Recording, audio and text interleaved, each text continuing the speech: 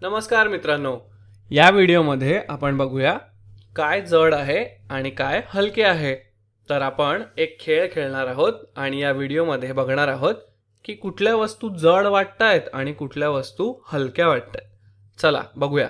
तर सर्वप्रथम आपल्याकडे आहे बादली आणि मग। तर हे दोन्ही पण प्लास्टिकचे बनलेले आहेत आणि पाण्याने भरलेले आहेत, लक्षात ठेवा। आणि मला आता सांगा की ह्याच्यापैकी कोणते जड आहे। थोडा विचार करा बरं। तर नक्कीच बादली जास्त जड आहे, कारण बादलीमध्ये जास्त पाणी मावते, बरोबर। आणि जास्त भरलेली वस्तू ही जास्त वजनदार असते किंवा जास्त जड असते। आपण पुढे अजून एक उदाहरण बघूया। तर इथे एक रिकामी टोपली आहे आणि एक फळांनी भरलेली टोपली आहे आणि त्या टोपलींना ए आणि बी अशी नावं दिलेली आहेत, ठीक आहे। तर मला सांगा यापैकी कुठली टोपली ही जास्त जड असेल बरं। अगदी बरोबर, तुम्ही एकदम बरोबर ओळखलंय की जी जास्त भरलेली वस्तू असते ती जास्त वजनदार असते। म्हणजेच बी या टोपलीमध्ये फळं भरलेली आहेत आणि त्याच्यामध्ये टोपलीचं सुद्धा वजन आहे आणि फळांचं सुद्धा वजन आहे, त्यामुळे बी ही टोपली अधिक जड असेल असं आपण म्हणू शकतो। वा, हे मजेशीर आहे। आपण ह्याच्या पुढे अजून उदाहरणं बघूया। तर इथे ना हा मोठा टेडी बेअर आहे आणि त्याच्या बाजूला बघा 3 पुस्तकं ठेवलेत। तर टेडी बेअर हा जास्त वजनदार आहे की पुस्तकं जास्त वजनदार आहेत, सांगा बरं। तर हा जो टेडी बेअर आहे किंवा टेडी आहे ना, हा मऊ आहे, म्हणजेच तो कापसाने भरलेला आहे।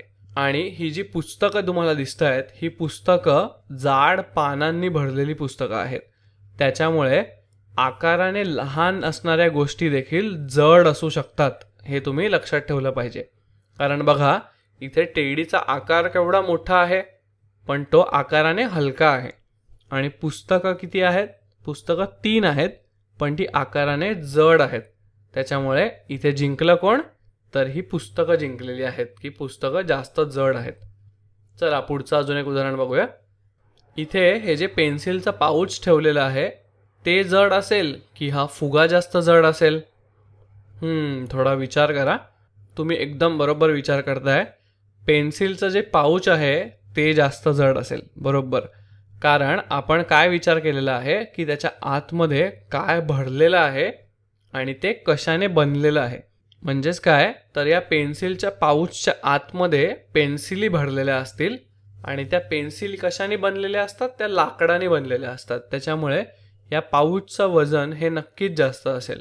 आणि ह्या फुग्यामध्ये हवा भरलेली आहे आणि हा फुगा कसला बनलेला आहे? हा रबरी फुगा आहे, त्यामुळे हा फुगा या पेन्सिलच्या पाऊचपेक्षा नक्कीच हलका असेल आणि हे पाऊच जड असेल।